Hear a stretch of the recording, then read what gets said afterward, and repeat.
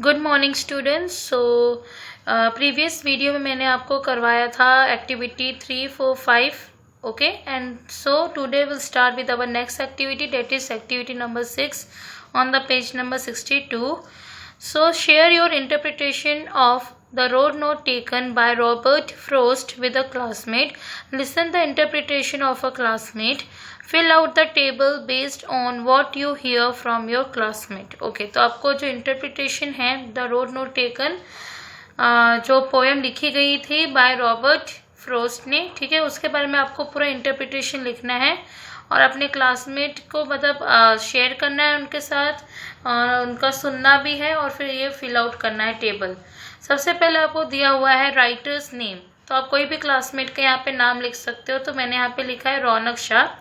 Then does the writer reference the poem, reference मतलब क्या कोई कॉन्टेक्स्ट मिला है या कोई इंस्ट्रक्शंस मिला है कोई कहीं से भी राइटर को इस पोएम के बारे में, तो आप लिख सकते हो हाँ मिला है।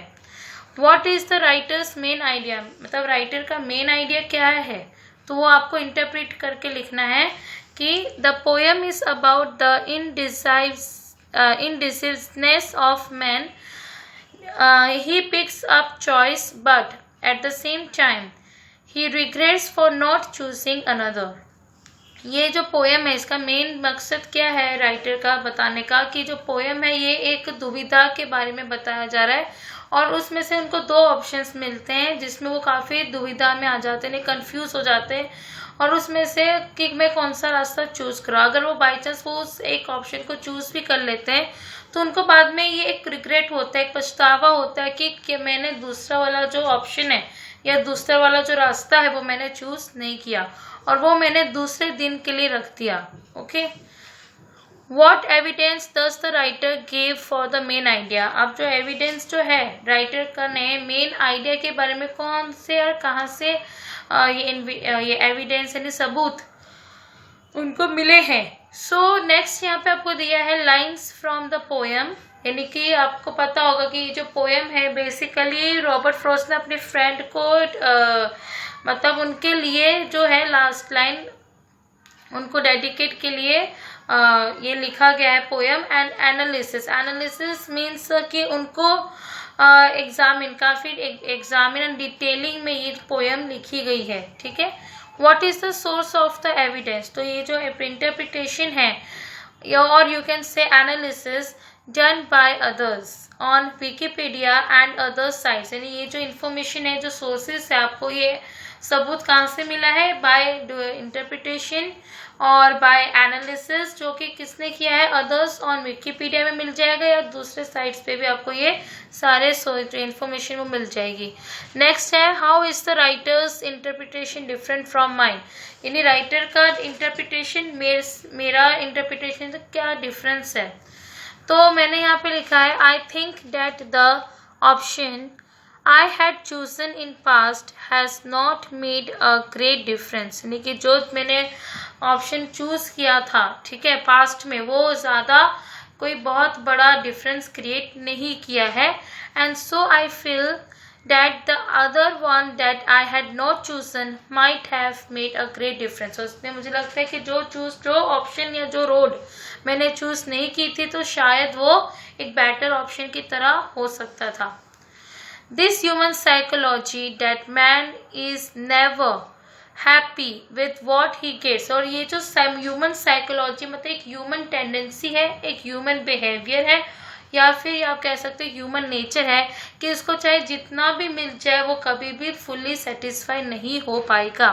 ठीक है। यानी जो भी इंसान को मिलता है वो उसी में खुश नहीं रहता, बल्कि उसको ऐसा है कि उसको क्या मिला है बल्कि जो मिला है उसी में खुश रहना चाहिए। ओके, फिर भी हम अपनी डिमांड्स हम ज़्यादा बढ़ाते रहते हैं। He always craves for regrets for what he has not got, यानी कि हमेशा वो उसको यही पछतावा रहता है कि मैंने क्या चीज़ मतलब जो चीज़ मेरे पास नहीं है या जो चीज़ों को मतलब मुझे चाहिए वो चीज़ मेरे पास नहीं आ सकती, उस चीज़ का उसको पछतावा है कि मैंने अगर दूसरा रोड चूज़ कर लिया होता तो ज़्यादा बेटर रहता। पर फिर भी यही एक ह्यूमन साइकोलॉजी के बारे में यहाँ पे बोला गया है। सो नेक्स्ट यहाँ पे दिया है एक्टिविटी नंबर 7,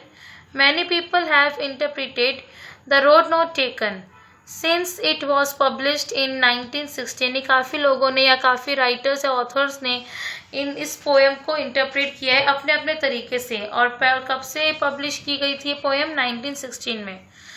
नेक्स्ट पोएम एक न्यू पोएम है जिसके बारे में you use the questions to help you look out carefully at the poem in order to understand. अब नेक्स्ट जो है पेज नंबर, उसमें काफ़ी एक न्यू पोएम भी है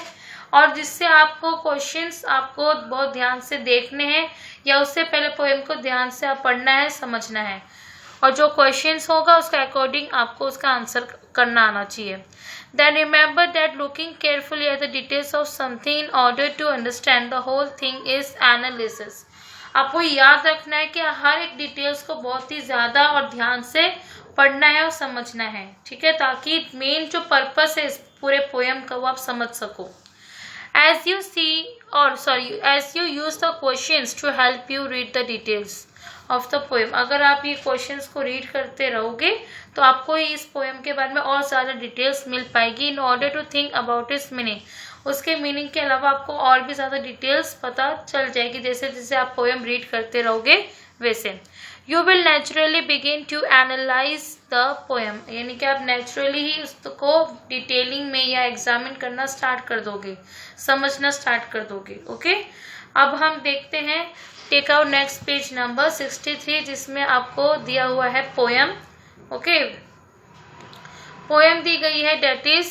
after the boom by Jerry D Mathens two. Okay, ये इन्होंने एक पोएम, बहुत ही अच्छी पोएम है ये, ठीक है, काफ़ी अच्छी पोएम है और ये एक फादर्स पॉइंट ऑफ व्यू के बारे में है कि फादर का क्या पॉइंट ऑफ व्यू रहता है टूवर्ड्स देयर चिल्ड्रन, ओके, और टूवर्ड्स देयर चाइल्ड, उसके बारे में यहाँ पे बताया गया इस पूरे पोएम में। और यहाँ पे एक फादर जो है वो अपने बहुत ही अपनी बेटी जो है उनकी मतलब उसके लिए काफ़ी ज़्यादा ही चिंतित करते हैं, ठीक है, कि मेरी जो बेटी है, ठीक है, जो भी टीनेज है, और टीनेज मतलब क्या होता है कि जो पर्सन की एज कितनी होती है 13 to 19 ईयर्स, उसके उस बीच को मतलब उस एज को क्या कहा जाता है? टीनेज। ओके, तो वो उसके बारे में बहुत ज़्यादा ही स्ट्रेस और काफ़ी चिंता करते हैं अपनी बेटी के लिए कि मेरी बेटी आगे क्या करेगी, ठीक है। सो अभी हम पोएम को रीड करते हैं, काफ़ी अच्छी पोएम और फेमस पोएम भी है। फर्स्ट पैरा में आपको दिया हुआ है या you can say first stanza में दिया है अ स्लीपलेस फादर, यानी कि स्लीपलेस फादर का मतलब क्या है कि जो बहुत ही ज़्यादा ही मतलब जिसको रात भर नींद नहीं आती है, ये ऐसा पिता है, ये ऐसा फादर है जिसको रात भर नींद नहीं आती, वो हमेशा अपने बेटी के फ्यूचर के बारे में चिंतित रहते हैं। Had on a folded pillow, उनका हेड कहाँ था? एक फोल्डेड पिलो, ठीक है, यानी जो पिलो है उसको फोल्ड किया जाए तो उसके ऊपर उनका सर था। Hears the murmuring of water from the tap, like the voices of spirits flowing down generations, old pipes। So इसका मतलब क्या है कि अचानक से उन्हें क्या सुनाई देता है? एक आवाज़ सुनाई देती है, ठीक है। अब इसका क्या मतलब है कि नल से पानी जो है वो नल से पानी की जो बड़बड़ाहट है, ठीक है, वो सुनाई देता है उन्हें, उसके फादर को, कि जैसे वो कंपेयर किया जा रहा है किसके साथ? वॉइसेस यानी कि जो जैसे आत्माओं की आवाज़ें हैं, ठीक है, ये जो आवाज़ें होती हैं पुरानी पीढ़ियों से नीचे बहती हुई, तो उनको ऐसा लग रहा है कि ये तो काफ़ी पुराने टाइम के जो मतलब कि स्पिरिट्स है जिनको बता रहे हैं कि आपको कि आप थोड़ा सोचिए कि आपकी बेटी का मतलब कि उनको काफ़ी ज़्यादा ही काफ़ी चिंतित में, काफ़ी उसके जो फादर है काफ़ी मतलब वरी करते हैं अपनी बेटी के लिए। His 13-year-old daughter opens the water faucet। Faucet means tap, ठीक है, जो नलका होता है उसके लिए एक 13-year-old 13 ईयर्स की उसकी बेटी होती है, जो वो गलती से वाटर जो है वो पानी नलका वो छोड़ देती है ताकि more to release the pressure of the elemental weight, ताकि वो ज़्यादा नलका जो है पानी का वो छोड़ देती है, ठीक है। According to his elemental weight, इसका मतलब क्या है कि showing strong power of nature. Okay, यानी कि जो नलका है काफ़ी फास्ट में उसने वो काफ़ी ज़्यादा छोड़ दिया था, ठीक है, और सारा जो पानी है वो वहाँ से वो जा रहा था पानी। फिर उसके बाद क्या होता है, उसकी बेटी the water stops and she shuffles back to bed, यानी कि वो पानी को टैप को बंद करके वो घसीटते हुए अपने बेड की तरफ सोने चली जाती है। अब क्या होता है, school in the morning and all, what keeps her mind occupied as she sleeps under the covers to fall? Where? To what dreams? Does she really have a notion of a far future over half her remembered life away? So अब यहाँ पे क्या बोला गया है कि जो ये काफ़ी एक मतलब मॉडर्न पोइट्री है, ठीक है, और यहाँ पे जो बताया जा रहा है कि एक फादर का जो अपनी टीनेज डॉटर है, ठीक है, और जो 13 इयर्स की उनकी बेटी है, जो काफ़ी चिंतित करते हैं अपनी बेटी की तरफ। एंड ये काफ़ी ज़्यादा ही उसके जो फादर हैं वो एक बेड पे सोए हुए हैं, ठीक है, जो काफ़ी ज़्यादा ही रेस्टलेस होते हैं, ठीक है, और अपनी बेटी के फ्यूचर के बारे में चिंता करते हैं कि मेरी बेटी का करियर कैसे रहेगा या क्या करेगी वो। ओके, सो वो यहीं पर यहाँ पे अपने दिमाग में मतलब कि वो सोच रही है कि इसको कल स्कूल है मॉर्निंग में, तो उसको क्या क्या करना है, कैसे क्या हो, मतलब कि वो सब कुछ प्लानिंग करती है कि कल मेरा स्कूल है, मुझे जाना है, मुझे ये करना है, वो करना है, ठीक है। सो नोशन का मतलब क्या होता है, आइडिया। ओके, तो यहाँ पे जो वर्ड्स जो है यहाँ पे पोएट अब उसके थॉट्स और फीलिंग्स के बारे में बता रहे हैं, ठीक है। देन यहाँ पे 2 क्वेश्चंस दिए हैं, ठीक है। पहला क्वेश्चन क्या है कि whose point of view is the poem told from the father और द डॉटर, यानी किसके जो पूरी जो पोएम है ये किसके पॉइंट ऑफ व्यू के बारे में बताया जा रहा है, ये फादर के पॉइंट ऑफ व्यू में बताया जा रहा है, ठीक है। नेक्स्ट है the poet describes actions as well as thoughts and feelings, underline the words that express actions, यानी कि यहाँ पे जो है एक पूरा जो पोएट है यहाँ पे डिस्क्राइब क्या कर रहा है, एक्शन भी बता रहा है, थॉट्स बता रहा है, उसकी मतलब उसकी डॉटर के माइंड में क्या क्या थॉट्स आते हैं, ठीक है। और यहाँ पे क्या बताया जा रहा है कि फादर उसके मतलब अपनी बेटी के बारे में काफ़ी स्ट्रेस और काफ़ी वरी करते हैं, ठीक है, तो उनकी फीलिंग्स के बारे में भी यहाँ पे बताया जा रहा है। So the words showing are underline in the stanza, जो भी वर्ड्स है वो सब आपको स्टैंसा में अंडरलाइन किया हुआ है, ठीक है। Then the father wants to show her all the parts of possibility, knowing he can't tell her what to do but only guide her to her passion, यानी कि फादर जो चाहते हैं, उसके फादर चाहते हैं कि उसको सारी जितनी भी जो पॉसिबिलिटी, यानी कि उसके फादर चाहते हैं कि जो कुछ भी उसका फ्यूचर है, ठीक है, उसका करियर है, वो उस पर थोड़ा ध्यान देना चाहते थे, तो उसको अपनी बेटी को बताना चाहते थे कि तुम्हें आगे चल के फ्यूचर में क्या करना है। Okay, and knowing he can tell, मतलब उसके फादर को पता है कि ये सारी चीज़ें जो है मैं अभी डिस्कस नहीं कर सकता अपनी बेटी के साथ, पर वो अपनी बेटी की हेल्प करना चाहते हैं, वो अपनी बेटी को गाइड करना चाहते हैं उसके पैशन के लिए। पैशन का मतलब क्या होता है, यानी जोश या उत्साह, जो भी उसकी बेटी करना चाहती है उसके लिए वो उसके फादर उसको हेल्प करना चाहते हैं और गाइड भी करना चाहते हैं, ठीक है।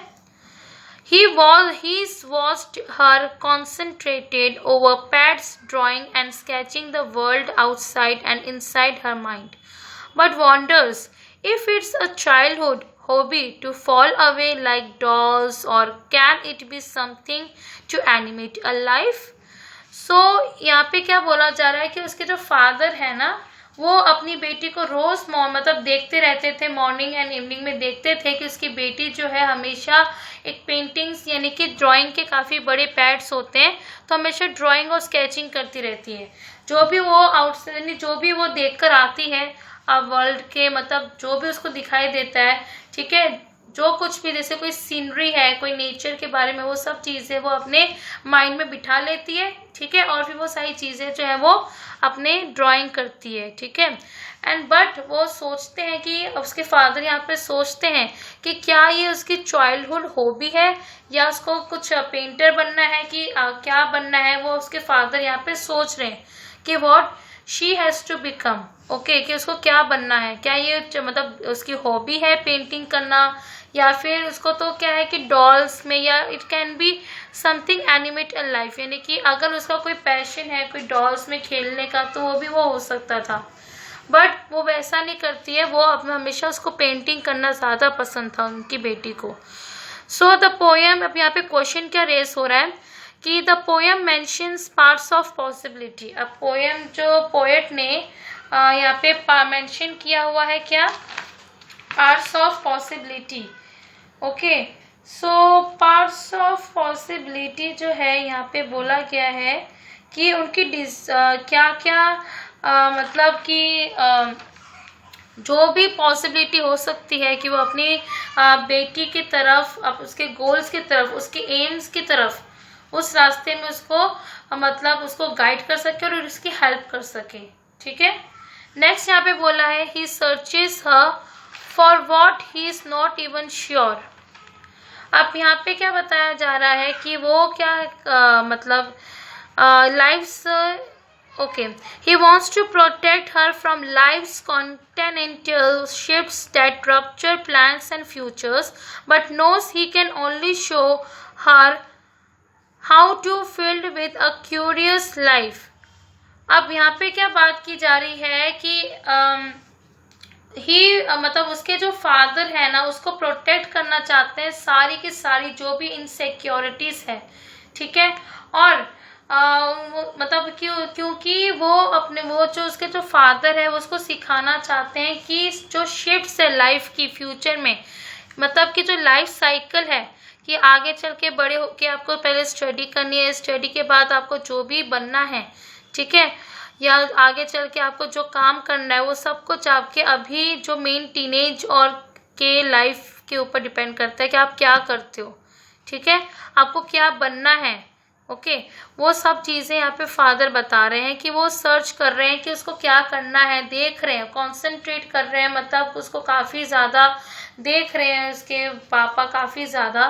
कि उसके ऊपर मतलब कि एकदम स्टेयर करते हैं, हर एक एक्शन उस देखते हैं अपनी बेटी का कि उसको क्या चाहिए, पर वो ज़्यादा श्योर नहीं रहते हैं, पर उस फादर जो है अपनी बेटी को प्रोटेक्ट करना चाहते हैं लाइफ की साइकिल जो भी शिफ्ट्स आते हैं, डेट रप्चर्स यानी कि जो ब्रेक करना पड़ता है फ्रॉम प्लान्स एंड फ्यूचर्स, यानी कि वो यहाँ पे क्या बता रहे हैं कि लाइफ जो है वो हमेशा चेंज होती रहती है, life keeps on changing, but वो कभी भी एक मतलब सेम नहीं रहती है, okay, it is never the same all the time. इसलिए जो भी शिफ्ट्स होते हैं हमारी लाइफ में, जो हमें रैप्चर मतलब कि हमें जो भी प्लान्स या फ्यूचर है, ठीक है, वो यहाँ पे अपनी डॉटर के जो प्लान्स यानी करना चाहते हैं, फ्यूचर जो भी प्लान और है आप मतलब किसकी बेटी को क्या बनना है, वो सारी चीज़ें यहाँ पे वो फुलफिल करना चाहते हैं, पूरा करना चाहते हैं, ताकि उसकी जो लाइफ है उसको क्यूरोसिटी मिले, मतलब कि उसको एक्साइटमेंट मिले कि हाँ मुझे ये काम करना है, ठीक है, टू चेरिश वॉन्डर। सो यहाँ पे क्या बोला जा रहा है कि वो अपनी मतलब कि वो अपनी बेटी को वो चाहते हैं कि वो अपनी बेटी के जो भी गोल से एम से उसको फुलफिल कर सके, और उनकी जो बेटी है आगे चल के वो पीस और हैप्पीनेस से रह सके, ठीक है, और वो अपने मतलब कि अपनी बेटी का फ्यूचर के बारे में सोचते हुए वो अपने कहाँ चले जाते हैं, देखिए, What did his parents see in him? Go to college, but the subtle words of his father who said, "No one helped me," and never left the dirty mines, the rock-crushing factories of dull labor. अब क्या होता है, वो अब चाहते हैं कि उनकी बेटी जो है, पेरेंट्स क्या चाहते हैं, पेरेंट्स चाहते हैं कि वो अपने बच्चों का जो भी गोल से एम है वो पूरा कर सके, ओके, एंड वो चाहते हैं कि वो कॉलेज जाए उनकी बेटी, ठीक है, पढ़े लिखे अच्छे से, एंड बट लेकिन जो डेलिकेट वर्ड्स जो है उसके फादर क्या कहते हैं कि मेरे जब मैं अब यहाँ पे जो फादर है उसके पास्ट में चले जाते हैं, रिकॉल करते हैं, रिमेम्बर करते हैं अपना खुद का बचपन, अपना खुद का एक्सपीरियंस यहाँ पे शेयर कर रहे हैं कि जब उसके फादर जब छोटे थे, मतलब कि इसी की एज में थे, सेम एज, टीनेजर थे, तो वो कह रहे हैं उसके फादर कि मेरी किसी ने भी हेल्प नहीं की, ठीक है, मैं जस्ट काम करता रहा, एक लेबर की तरह, एक मजदूर की तरह काम करता रहा। डर्टी माइंस यानी कि जो रॉक जो क्रशिंग फैक्ट्रीज में काम किया है, जहाँ पे पत्थरों को क्रश किया जाता है, वहाँ पे एक कपड़े इतने मेरे मतलब गंदे रहते थे, और वो सारी चीज़ें जो है वो फादर यहाँ पे मतलब शेयर कर रहे हैं, बता रहे हैं कि जब मैं टीनेजर था, जब मैं सेम अपनी बेटी की एज का था, तो मैंने क्या क्या किया है, और वही उनको चिंता खाई जा रही है अपनी बेटी की, ठीक है। सो उनको काफ़ी ज़्यादा ही मतलब कि टेंशन होती है, ठीक है, कि मेरी बेटी क्या करेगी फ्यूचर में। The sleepless father tries to remember 13 and what he knew and pretended to know. वो जो स्लीपलेस फादर है यानी कि जो उनको ट्राई करते हैं, सोचते हैं कि जब वो खुद 13 ईयर्स के थे तो उनको पता चल गया था, और उनको काफ़ी ज़्यादा एक्सपीरियंस हो गया था कि उनके पेरेंट्स मतलब उनके जो पेरेंट्स हैं, उनके जो मम्मी पापा, उनकी तरफ क्या क्या एक्सपेक्टेशंस हैं। सी हमारे पेरेंट्स को, जैसे अभी आपकी स्टूडेंट लाइफ है, ओके, तो आपके पेरेंट्स को भी काफ़ी ज़्यादा एक्सपेक्टेशंस है आपके ऊपर कि आपको कि क्या क्या बनना है, ठीक है। आपका अगर आप पढ़ोगे अच्छे से तो जॉब को क्या है कि आप जॉब अच्छी मिलेगी, ओके, और आप अपने पेरेंट्स को प्राउड फील कर पाओगे, ओके। तो ये सारी चीज़ें जो है पेरेंट्स आपके तरफ एक्सपेक्टेशन रखते हैं, ओके। तो ये वही सेम है यहाँ पे, वो फादर जो है वो अपने रिमेम्बर सोच रहे हैं, अपना टाइम सोच रहे हैं कि जब मैं भी 13 ईयर्स का था तो मेरे साथ क्या क्या हुआ, मेरे भी पेरेंट्स को एक्सपेक्टेशंस थी मेरे से कि मुझे क्या क्या करना चाहिए, मैं, okay. So in his dark bed, he recalls the desires of the boy on the age between kid and teen, sailing for distant space। यानी कि अब वो यहाँ पे क्या बता रहे हैं, वो बता रहे हैं कि जब वो एक डार्क बेड मतलब कि वो सोच रहे हैं काफ़ी ज़्यादा ही, मतलब कि उनका जो टाइम है, ठीक है, वो ड्रीम कर रहे हैं, मतलब कि सोच रहे हैं अपना वक्त, अपना पास्ट के बारे में सोच रहे हैं, रिकॉल कर रहे हैं कि जब वो भी एक मतलब लड़के थे, ठीक है, अपनी एज में, जब वो टीनेजर थे, बिटवीन कौन सी एज में थे वो, किड एंड द टीन, उनकी क्या क्या डिज़ायर्स थी, क्या क्या विशेस थी कि उनको क्या क्या बनना है, क्या करना था, ठीक है, वो सब चीज़ें यहाँ पे वो डिस्कस कर रहे हैं, मतलब कि अपना पॉइंट ऑफ व्यू यहाँ पे लिखा है उन्होंने। Ride the rocket higher towards the void. Void means कि empty, okay? And break the sound barrier, and after the boom, escape the tides of gravity, the blue earth. This worry and all his parents' expectations of him, and sleep in weightless nights. So अब क्या होता है कि जो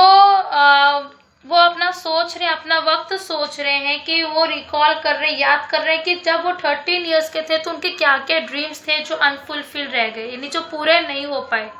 उनका dream था कि वो काफ़ी ज़्यादा फ्लाई मतलब रॉकेट में स्पेस में जा सके बिना कोई टेंशन को, मतलब टेंशन को पीछे छोड़ के वो बहुत ज़्यादा मतलब फ्लाई हाई कर सके, रॉकेट में स्पेस में जा पाए, ठीक है, जहाँ पे उनको कोई फोर्स ना करे कि उनको क्या बनना है और क्या नहीं। देन उनको ये था कि वो अवे फ्रॉम द ब्लू अर्थ, यानी कि उनको सब ब्लू अर्थ यानी कि जो अर्थ है उनसे दूर जाना चाहते थे, कहीं दूर, कहीं स्पेस में जाना चाहते थे रॉकेट में, ठीक है, बहुत मतलब कहीं दूर स्पेस में जाना चाहते थे जहाँ पे उनको कोई भी रिस्ट्रिक्शंस नहीं है, और मतलब जो वो करना चाहते थे, जो बनना चाहते थे वो वहाँ पे कर सके, टेंशन को पीछे छोड़ के वो एकदम टेंशन फ्री होके जीना चाहते थे। एंड देन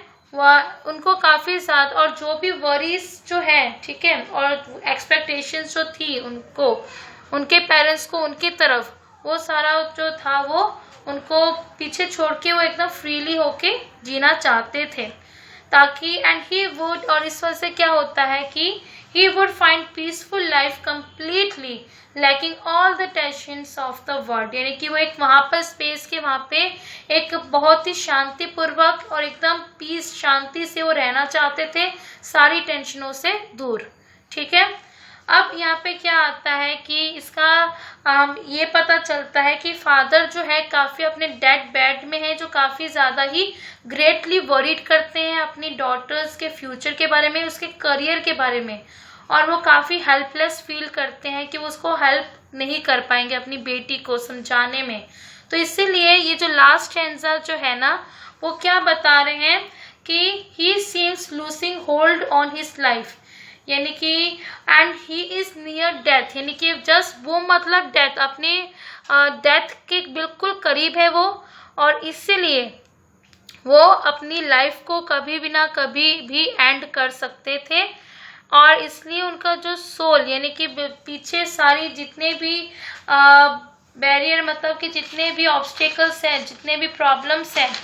ठीक है, वो सब कुछ दूर छोड़कर अपनी मतलब कि वो ऐसा कह रहे हैं, सब कुछ दूर छोड़ के वो जो भी एक्सपेक्टेशंस थी उनके पेरेंट्स यानी कि जो उनके तरफ, छोड़ के सब कुछ वो अपने एक स्पेस में कहीं दूर जाना चाहते थे। ठीक है, and sleep in weightless nights, यानी कि उनको वेटलेस नाइट मतलब कि उनको सोना, मतलब कि वो पूरी टेंशन फ्री होके सोना चाहते थे, बिल्कुल आराम से, कोई चिंता नहीं, कोई स्ट्रेस नहीं, कोई वरी नहीं, कुछ नहीं, बिल्कुल मतलब बिना चिंता के सोना चाहते थे। That is known as the weightless nights. Okay, समझ में आया? तो ये है पोयम कि उनको टेंशन फ्री होके, स्लीप मतलब उनको मरना था टेंशन फ्री होके, सब कुछ वरी, सब कुछ छोड़ छाड़ के उनको टेंशन फ्री होके उनको मरना चाहते थे, या स्लीप मतलब कि डाई इन वेटलेस, वेटलेस मतलब कि टेंशनलेस। ओके, वेटलेस का मतलब क्या होता है? टेंशनलेस, वो सोना चाहते थे। समझ में आया? नेक्स्ट है who is 13 in this stanza. 13 years के कौन थे? उसके फादर, क्योंकि वो अपना क्या रिमेम्बर कर रहे हैं? The time when he was 13, past, मतलब सोच रहे हैं कि जब बचपन उनको याद कर रहे हैं कि जब मैं भी 13 साल का था तो मैं ऐसा था। What is the boom? तो बूम क्या है यहाँ पे? डेथ, और डेथ यहाँ पे स्टैंजा में दिया गया है। Who dreamed of weightless nights? कौन ड्रीम करता है वेटलेस नाइट्स का? उसके father, because he will get after his death, यानी कि वो बिल्कुल अपनी बेटी को करियर मतलब उसको बताकर करियर में क्या क्या करना है उसको, ठीक है, वो सब बताकर करके उसको समझाकर गाइड करके वो बिल्कुल टेंशन फ्री मरना चाहते थे। ओके, दैट इज, सो ये एक पूरी पोएम है आफ्टर द बूम। अंडरस्टूड? समझ में आया? सो नेक्स्ट वीडियो में मैं आपको नेक्स्ट एक्टिविटी 8, 9 और 10 करवाऊंगी। ओके, तब तक के लिए जो भी डाउट है आप मेरे से पूछ सकते हो personally. Okay, take care, bye and have a nice day.